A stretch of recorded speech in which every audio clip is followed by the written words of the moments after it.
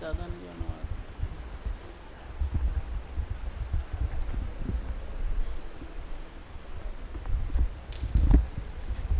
शुरू में पाठ के लिए चाहिए बात।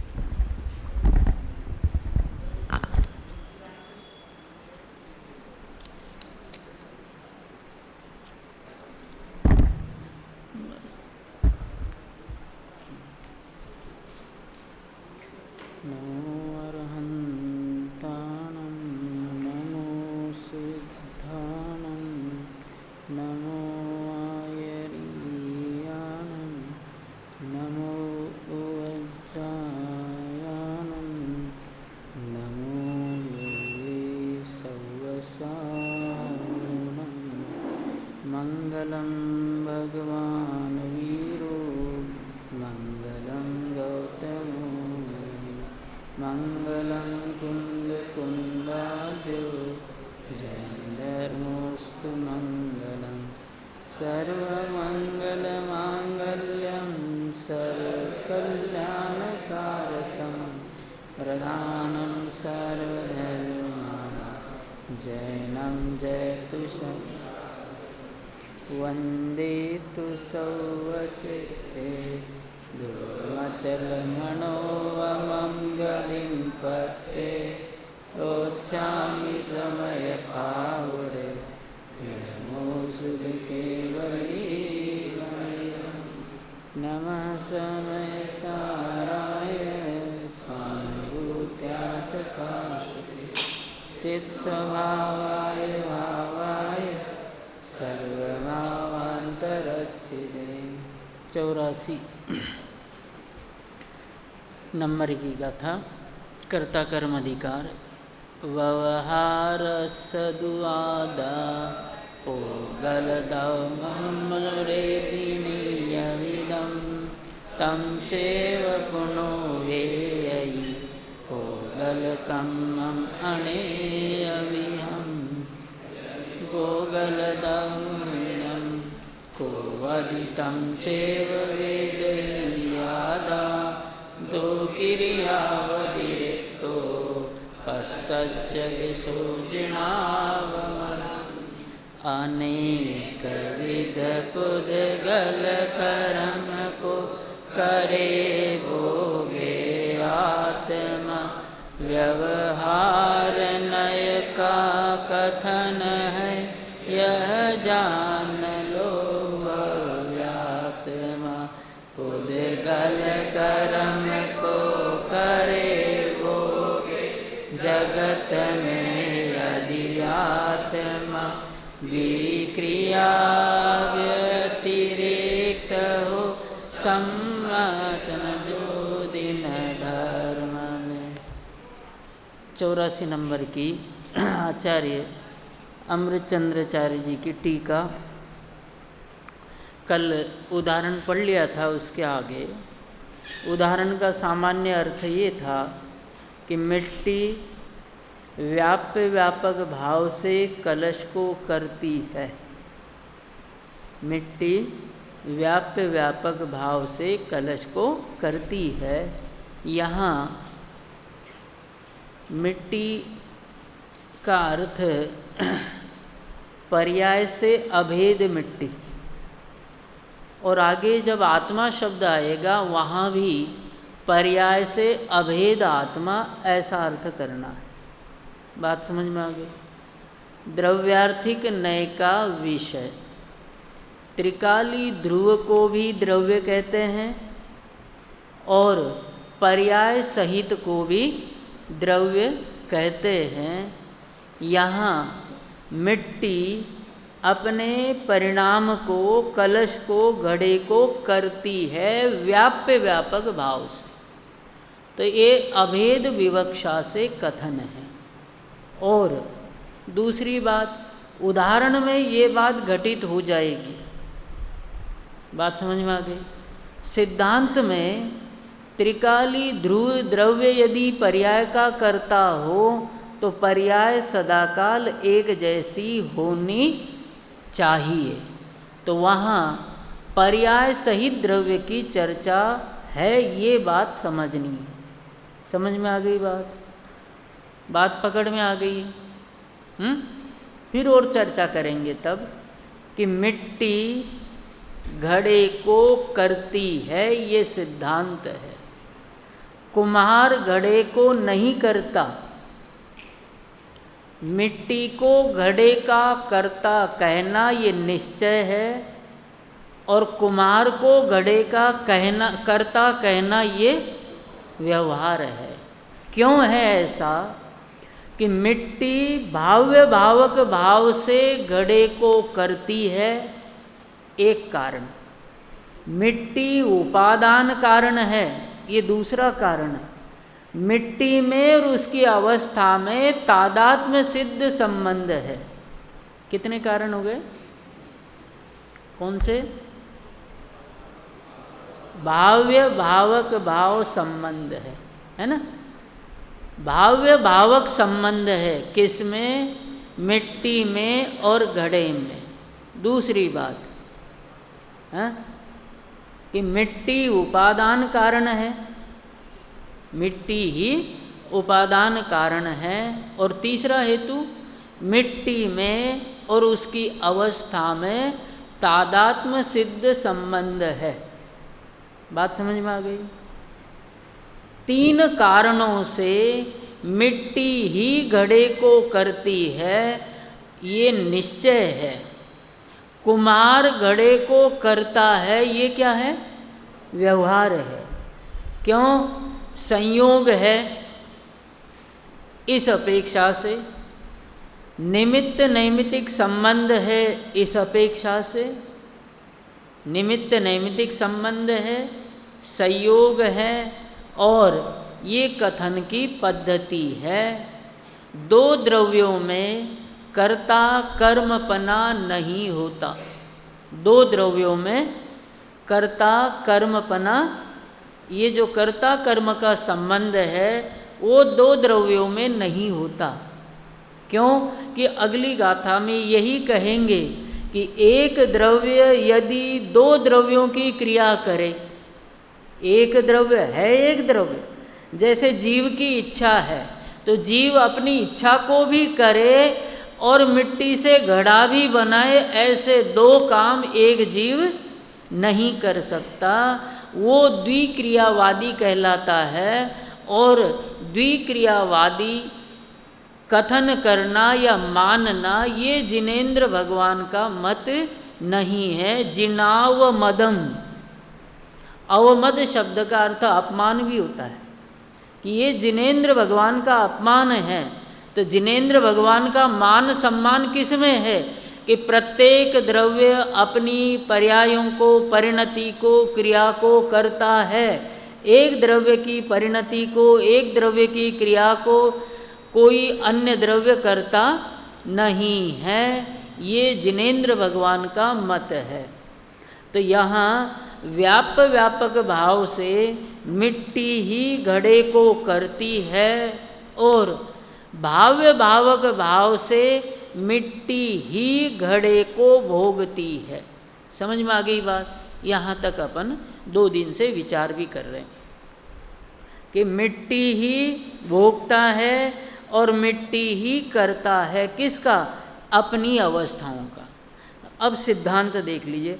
तथा, जैसे मिट्टी के उदाहरण में बताया वैसे अंतः व्याप्य व्यापक भावेन, अंतरंग में ये कथन नहीं बल्कि वस्तु व्यवस्था है। 2 बातें कि घड़े का कर्ता मिट्टी को कहना ये निश्चय का कथन भी है, और ऐसा ही वस्तु का स्वरूप भी है, ऐसी ही वस्तु की व्यवस्था है।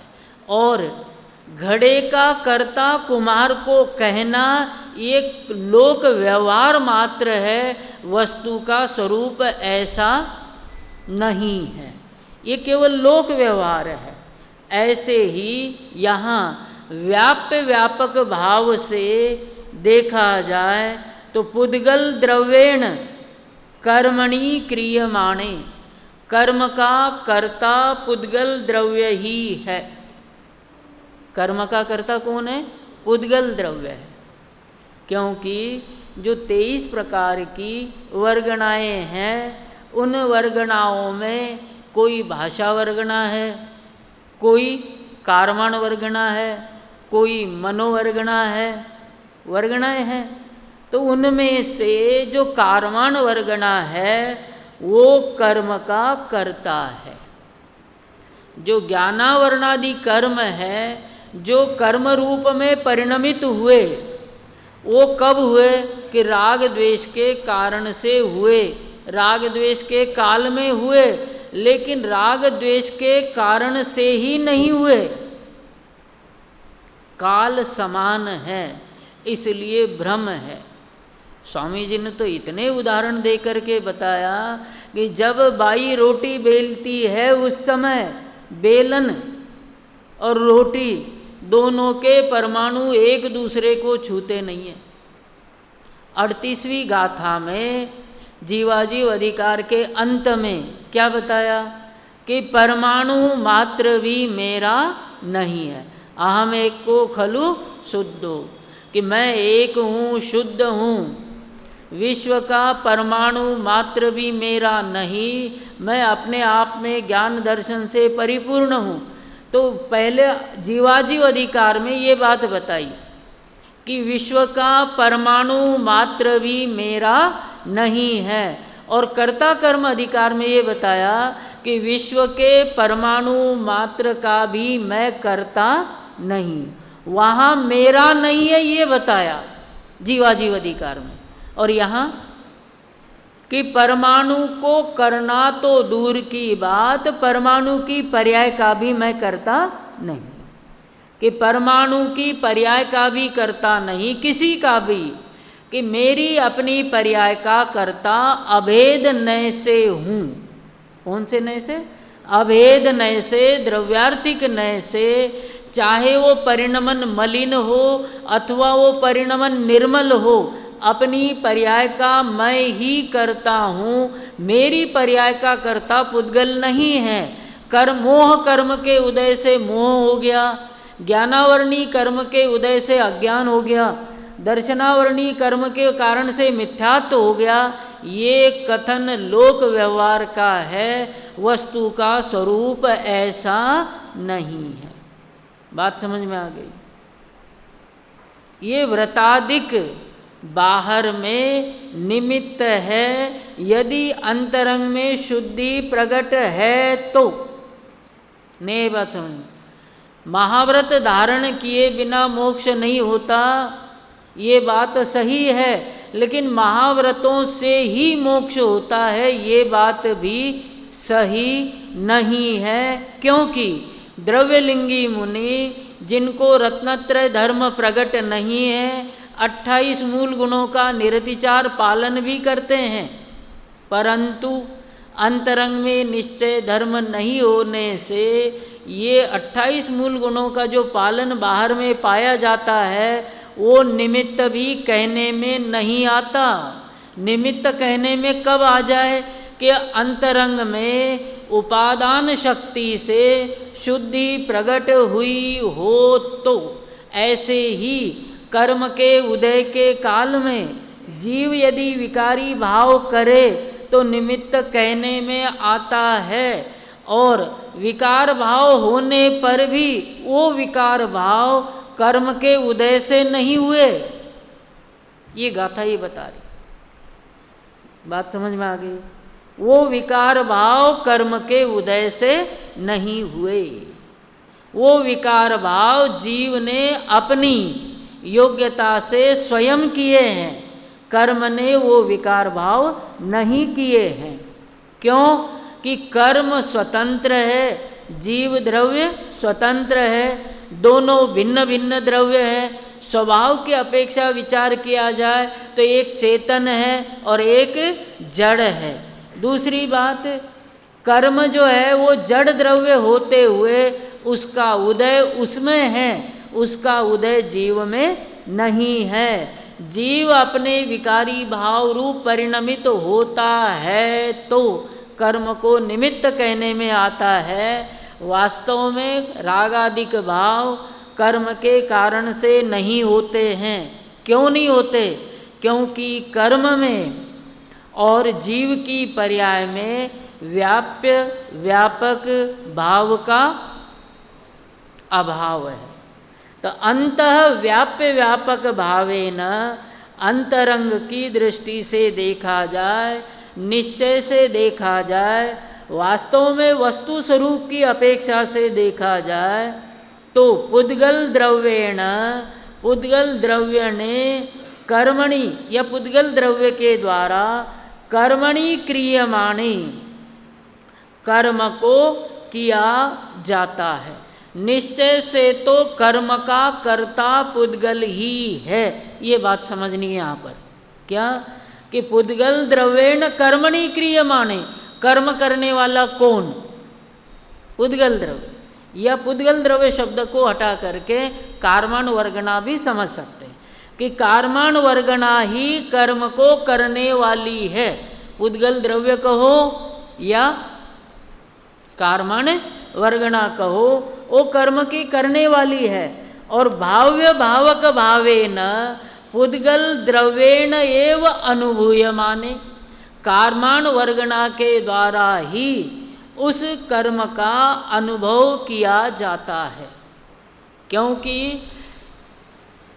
पुद्गल द्रव्य की पर्याय का कर्ता पुद्गल द्रव्य ही है और वो पर्याय पुद्गल में ही पाई जाती है, इसलिए उस पर्याय का भोक्ता भी कौन है? पुद्गल द्रव्य ही है। इसी प्रकार से बहि व्याप्य व्यापक भावेन, देखो क्या लिखा है, अगला शब्द ध्यान से पढ़ना। शब्द लिखा है अज्ञानात्। उदाहरण में ये बात नहीं है कैलाश जी, उदाहरण में ये शब्द नहीं है।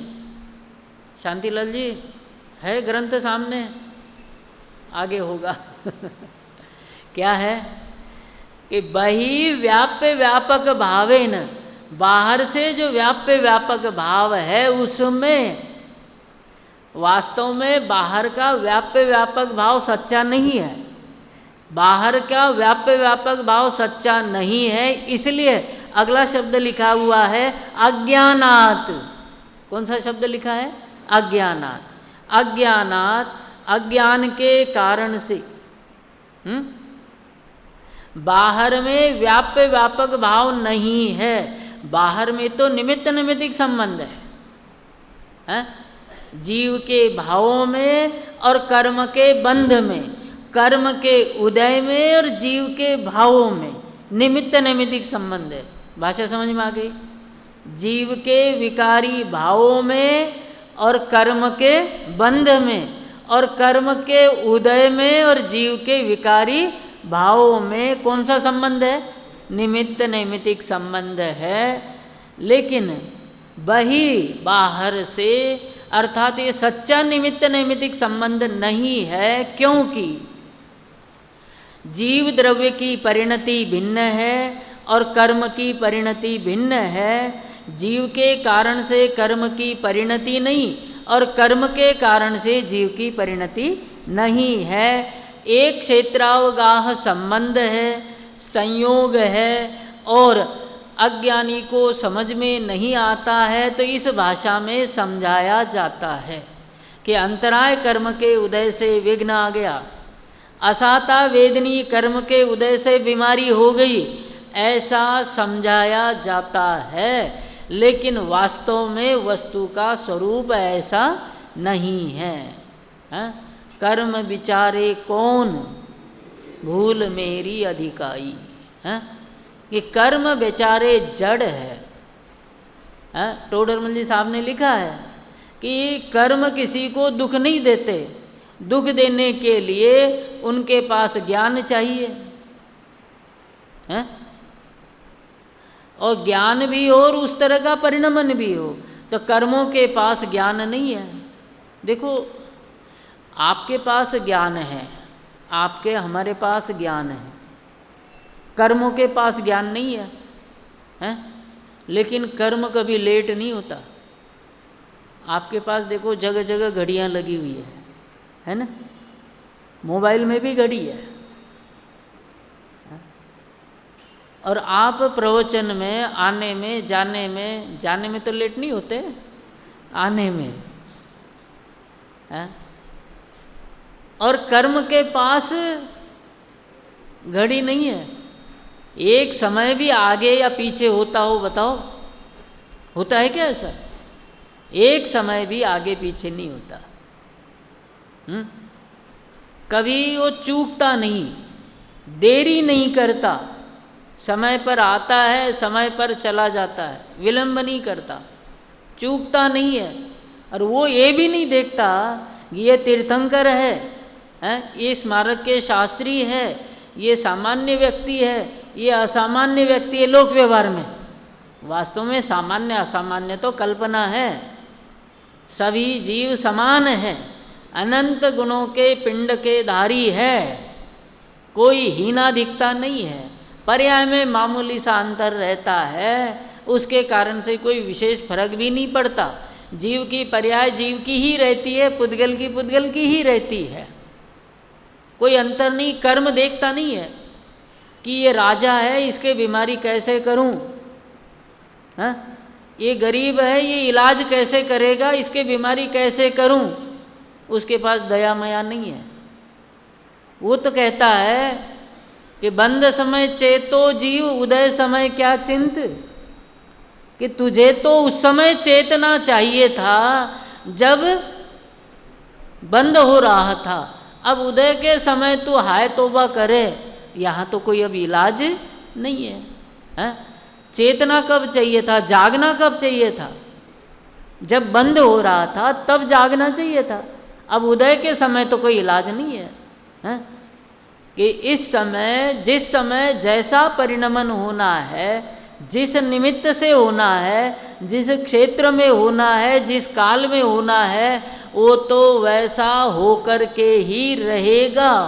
वहाँ कर्म का उदय निमित्त कहने में आता है। सिर्फ एक सिद्धांत की बात बताता हूँ, 3 कर्म है। एक है भाव कर्म, दूसरा द्रव्य कर्म और तीसरा नो कर्म। द्रव्य कर्म का वास्तव में यदि निमित्त नैमित्तिक संबंध बताया जाए तो नो कर्म के साथ है। भाव कर्म के साथ भी तभी कहने में आता है जब ये विकारी भाव करे। बात समझ में आ गई? द्रव्य कर्म का नो कर्म के साथ ही निमित्त नैमित्तिक संबंध है, और भाव कर्म के साथ निमित्त नैमित्तिक संबंध तब कहने में आता है जब यह जीव विकार रूप परिणमन करे तब। बात समझ में आ गई? या कर्म का अभाव हो तो वहाँ निर्मल परिणमन लेना। बात समझ में आ गई? कि निमित्त तब कहने में आएगा जब उस तरह का परिणमन होगा तब। भाव कर्म के साथ द्रव्य कर्म का निमित्त नैमित्तिक संबंध भी तभी कहने में आता है जब उस प्रकार का परिणमन हो, अर्थात द्रव्य कर्म का उदय हो और अंतरंग में मलिन परिणमन हो तो। बात समझ में आ गई? मलिन परिणमन अंतरंग में हो तो द्रव्य कर्म के उदय को निमित्त कहने में आता है, और यदि अंतरंग में मलिन परिणमन न हो तो वो कर्म उदय में आकर के खिर जाएगा। खिर गया तो सविपाक निर्जरा हो गई यदि अंतरंग में मलिन परिणमन है तो, और यदि अंतरंग में मलिन परिणमन नहीं है तो कर्म उदय में भी आ गया, खिर भी गया, तो जो कर्म खिरा उसका नाम है अविपाक निर्जरा, और विकार अंतरंग में हुआ ही नहीं, इसलिए उसके उदय को निमित्त भी कहने में नहीं आता। कर्म की उदीर्णा आदि जो सत्व उदय स्थिति आदि 10 अवस्थाएं हैं ना कर्म की, उत्कर्षण अपकर्षण सारी, ये सारी की सारी अवस्थाएं जीव के परिणाम को देख करके निमित्त कहने में आती है। वास्तव में इन अवस्थाओं का और जीव के परिणमन का आपस में अंतरंग में कोई संबंध नहीं है। कर्म की अवस्था के कारण से जीव के भाव नहीं होते, क्योंकि एक ही रामबाण दवाई है, उनमें व्यापक भाव संबंध नहीं है। बात समझ में आ गई। दूसरा, सर्वार सिद्धि में 10वें अध्याय में पूज्यपाद स्वामी लिखते हैं कि कर्म का अभाव 2 प्रकार से होता है। कर्म का अभाव कितने प्रकार से बताया? 2 प्रकार से। एक तो है यत्न साध्य और ये एक है अयत्न साध्य। ये भी संयम व्यवहार का कथन है। कौन सा? कर्म का अभाव 2 प्रकार से होता है। सब जगह घटा लेना भैया ये बात है। कर्म का अभाव 2 प्रकार से होता है। 10वें अध्याय में सर्वार सिद्धि में पहला ही सूत्र है मोक्षयाच। उसमें ये बताया कि कर्मों का क्षय कैसे होता है, तो 2 प्रकार से बताया। कौन से 2 प्रकार? यत्न साध्य और अयत्न से। क्योंकि कितना भी प्रयत्न करो, आयु कर्म का क्षय नहीं कर सकते। आयु कर्म है ना वर्तमान में, भुज्यमान जो आयु है उसका कोई क्षय कर सकता है क्या?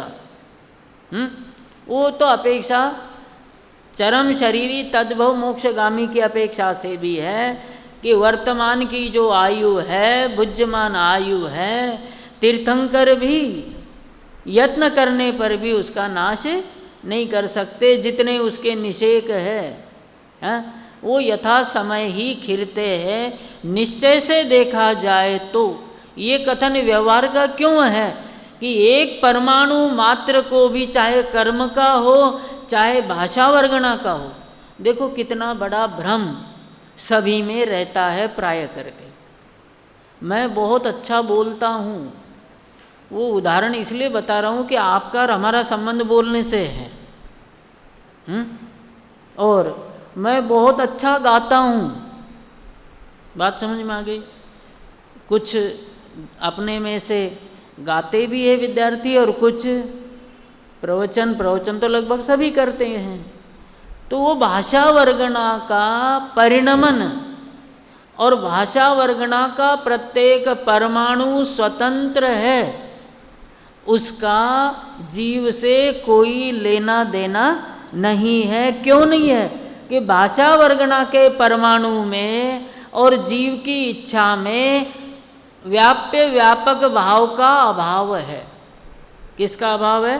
व्यापक भाव का अभाव है। इसलिए मैं गाता हूँ, मैं बोलता हूँ, ये कहना लोक व्यवहार है, वास्तव में वस्तु का स्वरूप ऐसा नहीं है। देखो अज्ञानात क्या लिखा है? ये अज्ञान से पुद्गल कर्म संभव। पुद्गल कर्म शब्द क्या लिखा? कार्माण वर्गणा से जब वो कर्म बनता है, कर्म अवस्था होती है।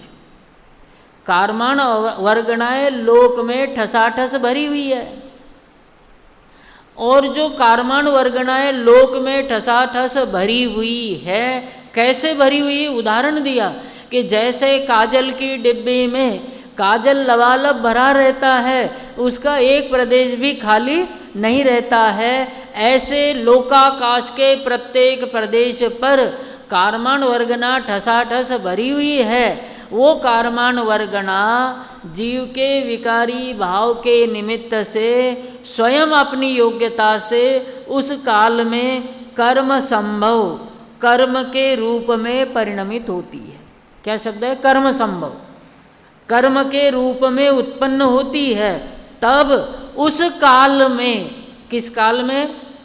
कार्माण वर्गणा कर्म के रूप में परिणमित होती है। उस काल में अनुकूलम, अनुकूल कौन है? जीव के 3 प्रकार के भाव है, प्रवचन सार में भी हैं ये विशेष रूप से, कि शुभ भाव, अशुभ भाव और शुद्ध भाव। 3 भाव है ना, शुभ भाव, अशुभ भाव और शुद्ध भाव। तो अनुकूल कौन से लेने यहाँ पर? अनुकूल परिणाम, इधर कार्माण वर्गणा है जो कर्म के रूप में परिणमित हो रही है। उस काल में कार्माण वर्गणा जिस काल में कर्म रूप परिणमित हो रही है, उस काल में जीव के कौन से भाव होंगे जो कार्माण वर्गणा से कर्म रूप परिणमन में अनुकूल होंगे? शुद्ध भाव तो हो नहीं सकता, शुद्ध भाव तो हो नहीं सकता। शुद्ध भाव से पूर्वबद्ध कर्मों की निर्जरा ही होती है, वर्तमान में संवर रहता है और आगामी काल में आने वाले कर्म रुक जाते हैं, पूर्व के कर्म की निर्जरा होती है। तो यहाँ क्या लिखा है? अनुकूलम परिणामम, अनुकूल परिणाम। अभी तो आप लोग इसी शास्त्री की अवस्था में हो, लोगों में बहुत बड़ा विवाद है कि शुभ भावों से निर्जरा होती है। बात समझ में आ गई? और मेरा आशय भी समझ में आ गया होगा कि ऐसा कौन कहते हैं।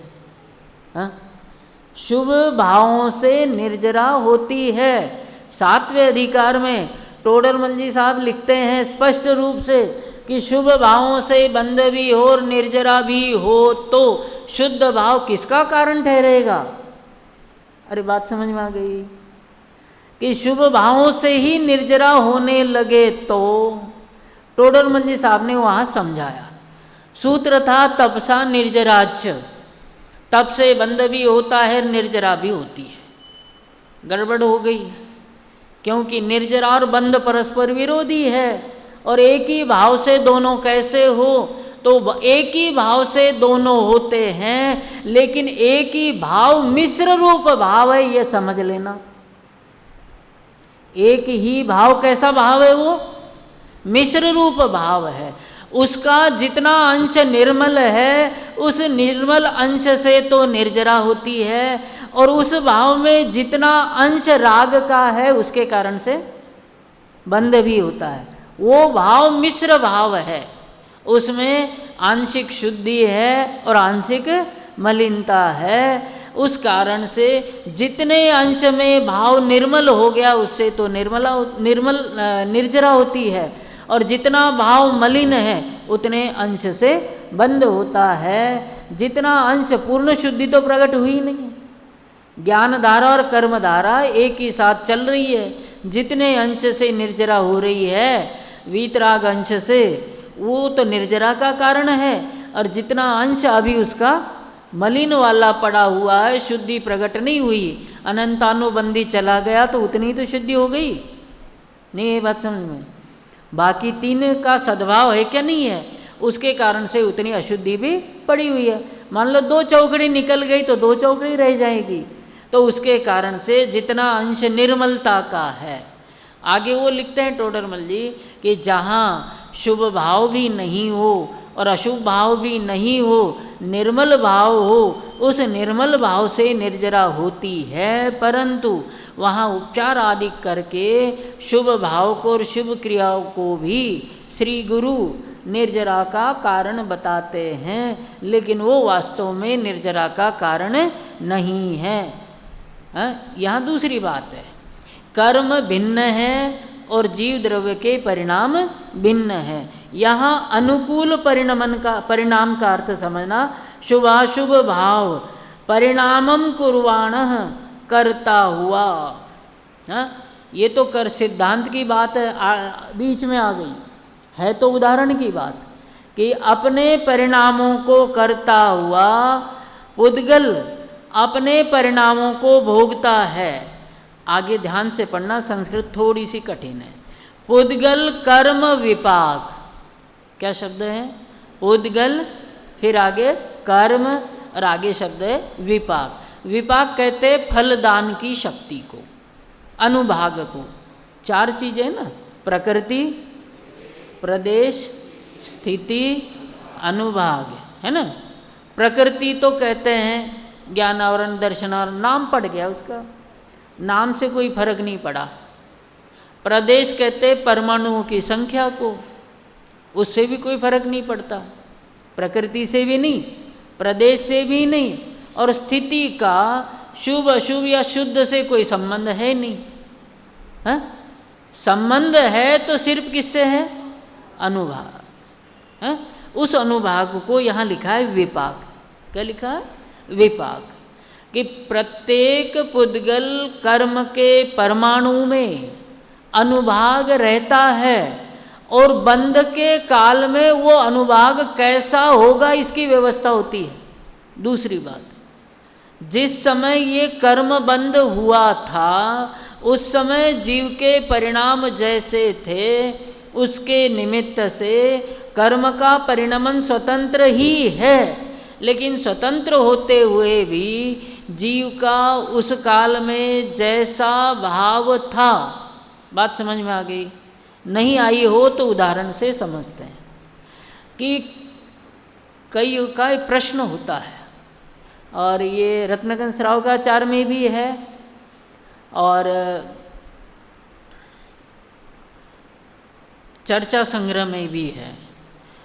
प्रश्न आम बात है, सभी के दिमाग में आ सकता है कि साहब कोई कत्ल खाना खोल रहा है और अरबों रुपए इकट्ठा कर रहा है, और कोई जिन मंदिर में कार्य कर रहा है, धर्मशाला में कार्य कर रहा है, स्मारक में कार्य कर रहा है, पुस्तक जिनवाणी आदि लेन देन का मतलब कार्य कर रहा है, और उसके पास इतने पैसे नहीं हैं। बात समझ में आ गई? कोई पाप का कार्य कर रहा है तो भी उसके पास धन इकट्ठा हो रहा है, और कोई शुभ कार्य कर रहा है तो भी उसके पास धन इकट्ठा नहीं कर रहा है। तो जिसने पूर्व में मायाचारी से, छल कपट से दान आदि दिए, व्रतादिक का पालन किया, किससे? कैसे? छल कपट से, मायाचारी से। अंतरंग में अभिप्राय तो ये रहता था कि मेरा नाम हो, लोग ये समझे कि इसने दान दिया।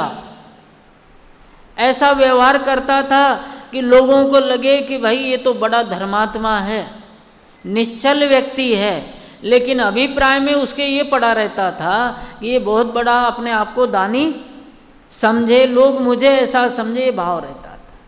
तो ऐसे भावों से जिन्होंने पूर्व में दान दिए, मायाचारी से दिए, अब वो खोटा पुण्य है, पुण्य का नाम क्या पड़ेगा? खोटा पुण्य। अब नाम ही खोटा पुण्य है तो जो फलेगा तो खोटे कार्यों से ही फलेगा। बात समझ में आ गई? वो फलेगा तो खोटे भावों से ही फलेगा। तो जिस समय जैसा भाव जीव ने किया था उस समय कर्म जिस भाव से बंधा और जिस फल के रस के साथ बंधा, अनुभाग रस के साथ बंधा था, वो भाव, वो कर्म अब उदय में आकर के वैसा फल दे रहा है। उसके लिए शब्द लिखा विपाक, पुद्गल कर्म विपाक। जो बंध के काल में था अब वो उदय में आ गया, और उदय में आकर के उसने क्या कर दिया? संपादित, इकट्ठा कर दिया। सामग्री कर्म ने इकट्ठी कर दी, और कर्म ने जो सामग्री इकट्ठी कर दी उस सामग्री में विषय सन्निधि, विषय का अर्थ ये दोनों ले लेना, विषय की इच्छा और विषय भोग के पदार्थों की उपस्थिति। दोबारा, विषय से क्या समझना? विषय भोग के पदार्थ और साथ में स्वयं की विषय भोग की इच्छा। जैसे नींद भी आ रही हो और गद्दा भी हो, क्यों वकील साहब? यहाँ नींद आ रही हो तो यहीं लुट आपको वैसे झटके देने पड़ेंगे। अरे यहाँ नींद आ रही हो तो क्या करोगे? वे लटके झटके यहीं आएंगे। अब आपको नींद भी अच्छी तरह से आ रही है और एसी भी चल रहा हो घर में, गद्दा भी बिछा हुआ हो, टीवी भी सामने रखी हो, सारे काम हो, तो पदार्थ भी हो और अंतरंग में नींद भी आ रही हो। ऐसे ही यहाँ विषय भोग की वासना भी है और पदार्थ भी है, मान कषाय की इच्छा भी है, मंचमाला माइक भी मिल गए हो। नहीं, यही बात समझ में? वास्तव में आत्मार्थी के लिए तीन चीजें तो जहर है, मंचमाला और माइक। क्योंकि ये तीनों चीज़ें ऐसे हैं कि बारिश होने के बाद घास को उगाना नहीं पड़ता, अपने आप उग जाती है। ऐसे ही यहाँ बैठोगे क्या हो जाएगा, मान कसाई की इच्छा नहीं करनी पड़ेगी। बात समझ में आ रही है? ये अपने आप उग आती है कि मेरी बात नहीं सुन रहे हैं, बात तो ऊंची करते हैं, एक द्रव्य दूसरे द्रव्य का करता नहीं, और संयम का ध्यान थोड़ा सा इधर उधर जाए तो टोक देते हैं। बात समझ में आ गई? वचन में, कथनी में और करनी में फर्क है क्या? नहीं। लेकिन स्वामी जी के प्रवचन पढ़ रहा था, उसमें श्रोता ने यही प्रश्न किया कि ज्ञानी का व्यवहार और अज्ञानी का व्यवहार, इसमें तो अज्ञानी का व्यवहार बताया, वास्तव में अज्ञानी का व्यवहार नहीं बताया। अज्ञानी का व्यवहार झूठा व्यवहार है, उसको वैसी ही वस्तु स्वरूप माना जाए, वैसा ही वस्तु स्वरूप माना जाए तो उससे मोक्ष की प्राप्ति नहीं होगी, उसको झूठा मान करके ही मोक्ष की प्राप्ति हो सकती है, ये समझाते हैं इसमें। तो ज्ञानी का व्यवहार क्या है, कम नहीं हुआ। स्वामी जी के सामने भी प्रश्न किए कि ज्ञानी का व्यवहार क्या है। तो यहाँ ज्ञानी के व्यवहार की चर्चा नहीं, वस्तु के परिणमन की चर्चा है। स्वामी जी ने ये जवाब दिया कि वस्तु का परिणमन व्याप्य व्यापक भाव से अपने पर्याय के साथ ही होता है। उन्होंने एक बात और समझाई, आगे श्लोक आएगा एक, जिसमें ये बताया कि यह परिणमति सकर्ता। बात समझ में आ गई? और यह परिणाम सकर्म तत्कर्म, कि जो परिणाम है वो क्या है, कर्म है। आगे श्लोक आएगा। और जो परिणति है वो क्रिया है। जो परिणमन कर रहा है वो कर्ता, परिणाम है वो कर्म, और परिणति है वो क्रिया। अब आगे जो लिखा है वो समझने की बात है। क्या लिखा है कि तीनों एक ही वस्तु है, नाम मात्र तीन है। क्या बताया? ये तीनों एक ही वस्तु है, मात्र नाम का भेद है, तीन नाम है। राजेंद्र जी क्या बताया? गोदा साहब क्या बताया? बताओ, आप लोग बताओ। एक वस्तु है, नाम तीन है। कौन कौन से? कर्ता, कर्म, क्रिया। जो परिणमित हो रहा है उसको कर्ता कहा, परिणाम को कर्म कहा, और परिणति को क्रिया। वो एक ही चीज है। कैसे? पर्याय ही परिणमित होती है, इसलिए पर्याय ही कर्ता है। अभेद विवक्षा से द्रव्य को कर्ता कहने में आता है। स्वतंत्र विवक्षा से देखा जाए तो पर्याय ही कर्ता है, भेद विवक्षा से देखा जाए तो, अभेद विवक्षा से देखा जाए तो द्रव्य कर्ता है। तो भेद विवक्षा से देखो तो पर्याय ही परिणमित होती है, और पर्याय ही परिणाम है। पर्याय ही क्या है? परिणाम है।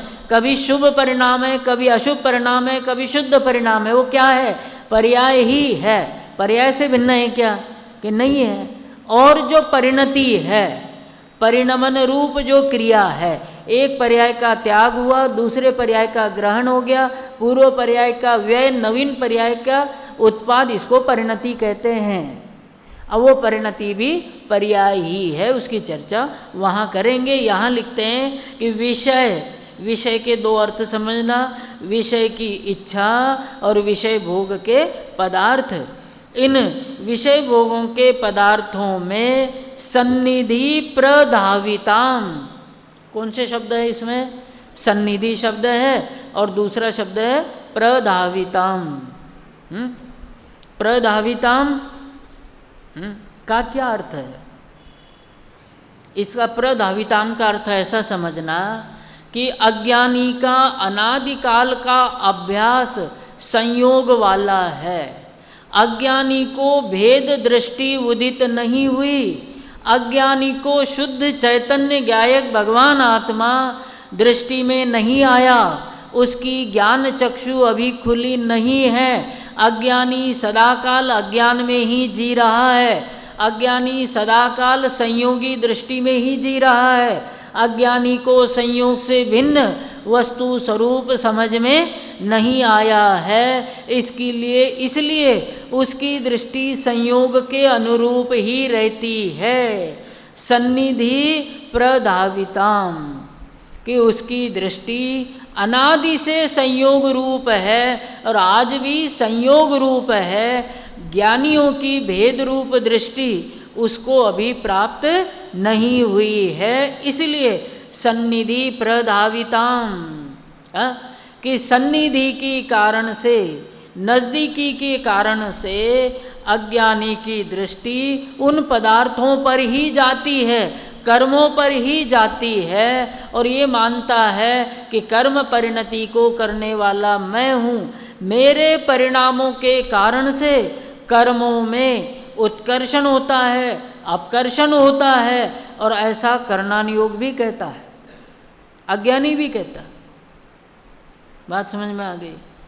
समझना क्या है कि मेरे परिणामों के कारण से मेरे परिणाम हैं और कर्म के परिणामों के कारण से कर्म के परिणाम है। कर्म के परिणामों के कारण से मेरे परिणाम नहीं हुए। कर्म में उत्कर्षण हुआ इसलिए ये स्थिति बढ़ गई, अपकर्षण हुआ इसलिए ये स्थिति घट गई, ऐसा नहीं है। बात समझ में आती है? क्योंकि इस गाथा में लिखना, शब्द की बातें, ये चीज़ें कम हैं, समझ बहुत ज़्यादा चाहिए। लोक व्यवहार में ये समझ होनी ही चाहिए। पहले तो ये ज्ञान हो कि दो द्रव्य भिन्न है, छहों द्रव्य एक क्षेत्र में रहते हुए, समय सार में लिखा है परस्परम चुंबितो अपि चुंबंतो अपि अचुंबंतः, कि तीसरी गाथा में कि परस्पर में एक क्षेत्र में रहते हुए होने पर भी कोई द्रव्य किसी अन्य द्रव्य का स्पर्श भी नहीं करता। इसलिए कर्म ने जीव के परिणामों को छुआ नहीं है और जीव ने कर्म के परिणामों को छुआ नहीं है। समय हो चुका है, 5 मिनट अधिक भी हो गए, थोड़ा सा ये पढ़ लेते हैं। सुख दुख परिणतिम, ये सुख दुख रूप जो परिणति है वो भाव्य भावक भावेन अनुभवंच जीव, अनुभव करता हुआ जीव। अब दोबारा उदाहरण समझ लीजिए और सिद्धांत पूरा करते हैं कि घड़ा जो बना है, घड़े में जो पानी ठंडा हुआ है, मिट्टी ही उस घड़े का करता है और उस परिणति का भोक्ता भी मिट्टी ही है। ये तो हो गया उदाहरण। उस काल में कुमार ने मात्र योग उपयोग किया था, इच्छा की थी कि मैं घड़ा बनाऊं। क्या किया था उस काल में? मैं घड़ा बनाऊं ऐसी इच्छा की थी, इसलिए वो इच्छा का करता है। कुमार अपनी इच्छा का करता है, हाथ की क्रिया का भी वो करता नहीं और घड़े का भी वो करता नहीं है। किसका करता है बताओ? कि जो इच्छा उसने की थी उसका करता है। ऐसे ही कर्म के उदय के काल में, कर्म की निर्जरा के काल में, बंध के काल में, उत्कर्षण अपकर्षण के काल में, निधत्ति निकाचित आदि जिस प्रकार का भी बंध उदय होता हो उस काल में जीव अपने ही परिणति का करता है। क्योंकि चाहे वो परिणति निर्मल हो, चाहे वो परिणति मलिन हो, और जीव का अर्थ यहाँ शुद्ध जीव मत समझना, द्रव्यार्थिक नय का पर्याय से अभेद जीव यहाँ समझना। द्रव्य दृष्टि वाला जीव यहाँ पर नहीं लेना। जिस जीव को परिणति का कर्ता कहा जाता है, ये सामान्य सिद्धांत हमेशा याद रखना। जीव को यदि परिणाम का कर्ता कहा जा रहा है तो वो अभेद विवक्षा से ही समझना, क्योंकि भेद विवक्षा में द्रव्य ध्रुव द्रव्य भिन्न है, गुण भिन्न है और पर्याय भिन्न है।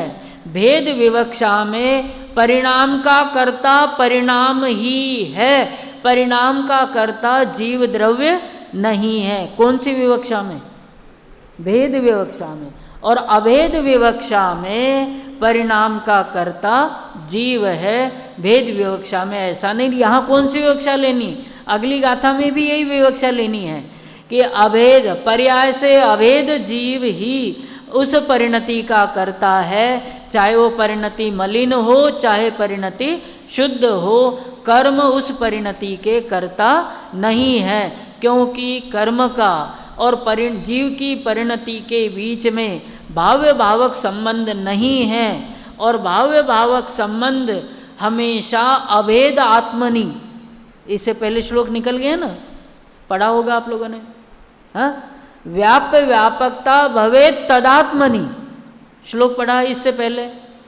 व्याप्य व्यापकता भवेत तदात्मनि, एक द्रव्य में ही व्याप्य व्यापकता का संबंध होता है, एक द्रव्य का दूसरे द्रव्य के साथ व्याप्य व्यापकता का संबंध नहीं है।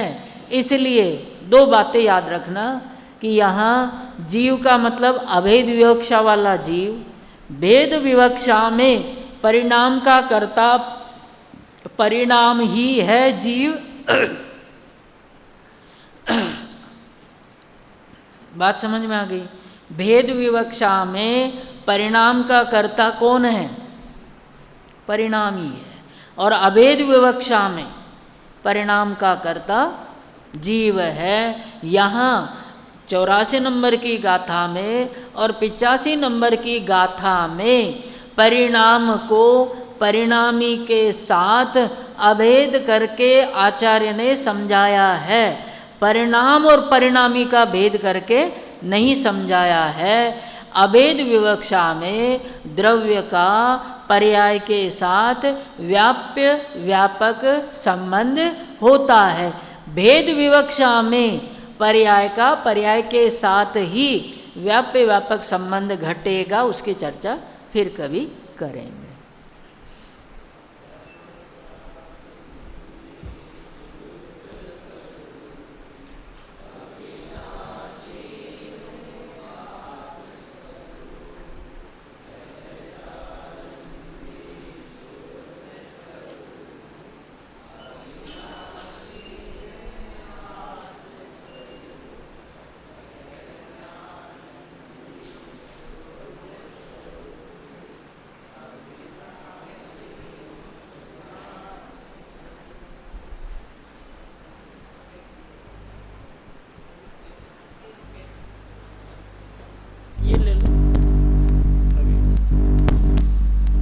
के लिए एक सूचना है।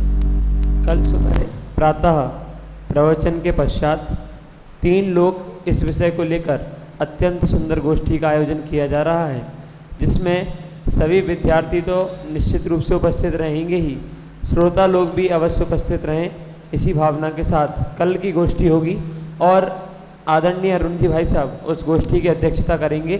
तो सभी लोग अधिक से अधिक मात्रा में पधार कर गोष्ठी में सम्मिलित होवें। जिनवाणी स्तुति।